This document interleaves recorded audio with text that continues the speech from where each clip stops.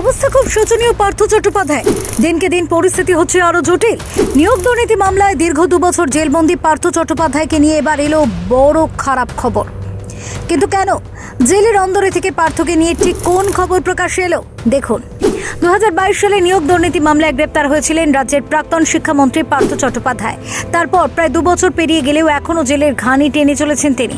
বর্তমানে তার ঠিকানা তাই বিলাসবহুল বাড়ি ছেড়ে হয়েছে প্রেসিডেন্সি জেল।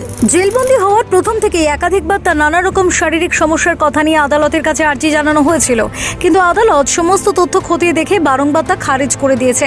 তবে এবার পরিস্থিতি খানিক জটিল। সূত্রের খবর, পার্থের শরীর স্থূল, যার দরুন বেশ কিছু সমস্যা তাকে ঘিরে রেখেছে। এদিকে আবার পায়ের ব্যথাজনিত সমস্যাও রয়েছে তার। এর আগে রক্তে ক্রিয়েটিনিনের মাত্রা বেড়ে যাওয়ায় পা ফুলে গিয়েছিল। ঠিক তেমনই এক সমস্যা আবারও দেখা দিয়েছে। কর্তৃপক্ষের তরফে তাকে SSKM এ চিঠি পাঠানো হয়েছে বলে খবর। তাদের কাছে আবেদন করা হয়েছে পার্থ চট্টোপাধ্যায়ের শারীরিক পরীক্ষার। পাশাপাশি গত কয়েকদিনে গরমের দাপট এতটাই বেড়েছে যে গোটা দক্ষিণবঙ্গ দহন জ্বালায় পড়ছে। সেক্ষেত্রে আশঙ্কা করা হচ্ছে জেলের মধ্যে শীততাপ নিয়ন্ত্রক যন্ত্র বা ফ্যানের ব্যবস্থা না থাকায় হয়তো পার্থ চট্টোপাধ্যায় কাহিল হয়ে পড়েছেন। প্রসঙ্গত, এর আগে যখন ইডি পার্থ চট্টোপাধ্যায়ের বাড়িতে প্রথম তদন্তের জন্য হামলা করেছিল, তখন পার্থ চট্টোপাধ্যায়ের অসুস্থ হয়ে পড়ার খবর মিলেছিল। ঠিক তখনই বাড়িতে SSKM এর চিকিৎসকদের যেতে দেখা গিয়েছিল। সেখান থেকে আদালতের নির্দেশে ভুবনেশ্বর এইমসে নিয়ে যাওয়া হয়েছিল পার্থকে।